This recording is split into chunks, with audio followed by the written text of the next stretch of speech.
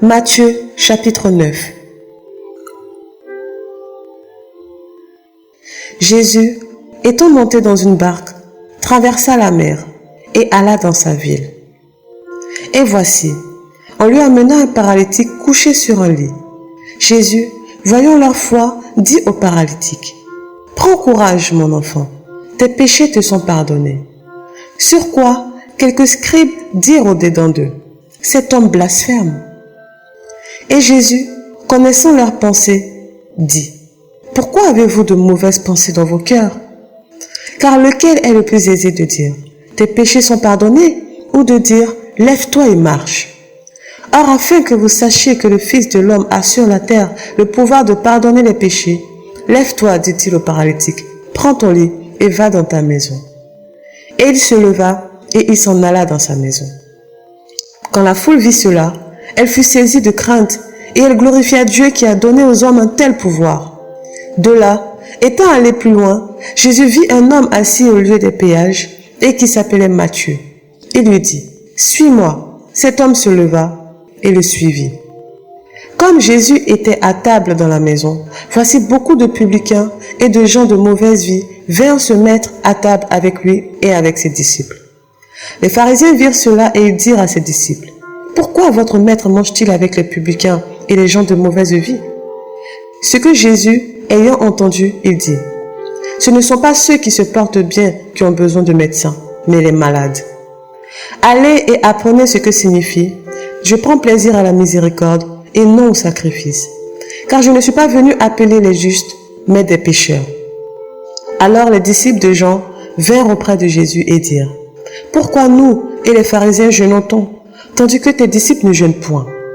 Jésus leur répondit, « Les amis de l'époux peuvent-ils s'affliger pendant que l'époux est avec eux? Les jours viendront où l'époux leur sera enlevé, et alors ils jeûneront. Personne ne met une pièce de drap neuf à un vieil habit, car elle emporterait une partie de l'habit et la déchirure serait pire.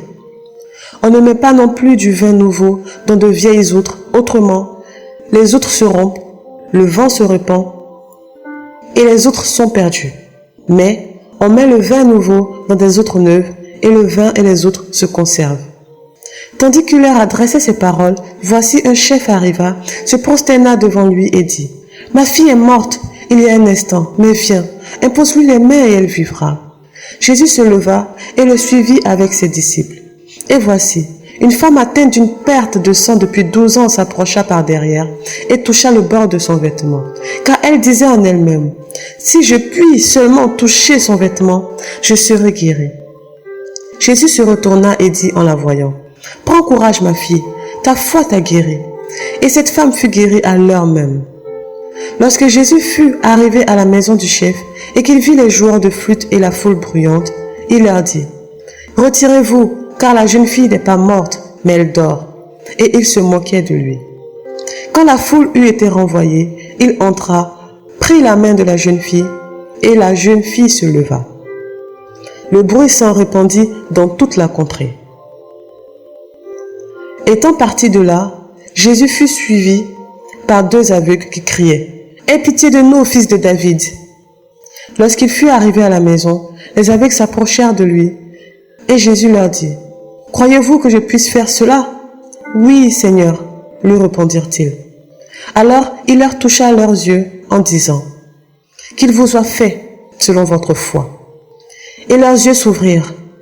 Jésus leur fit cette recommandation sévère. « Prenez garde que personne ne le sache. » Mais dès qu'ils furent sortis, ils répandirent sa renommée dans tout le pays. Comme ils s'en allaient, voici on amena à Jésus un démoniaque muet. Le démon ayant été chassé, le muet parla. Et la foule étonnée disait, « Jamais pareille chose ne s'est vue en Israël. » Mais les pharisiens dirent, « C'est par le prince des démons qu'il chasse les démons. » Jésus parcourait toutes les villes et les villages, enseignant dans les synagogues, prêchant la bonne nouvelle du royaume et guérissant toute maladie et toute infirmité. Voyant la foule, il fut ému de compassion pour elle, parce qu'elle était languissante et abattue, comme des brebis qui n'ont point de berger. Alors il dit à ses disciples, « La moisson est grande, mais il y a peu d'ouvriers.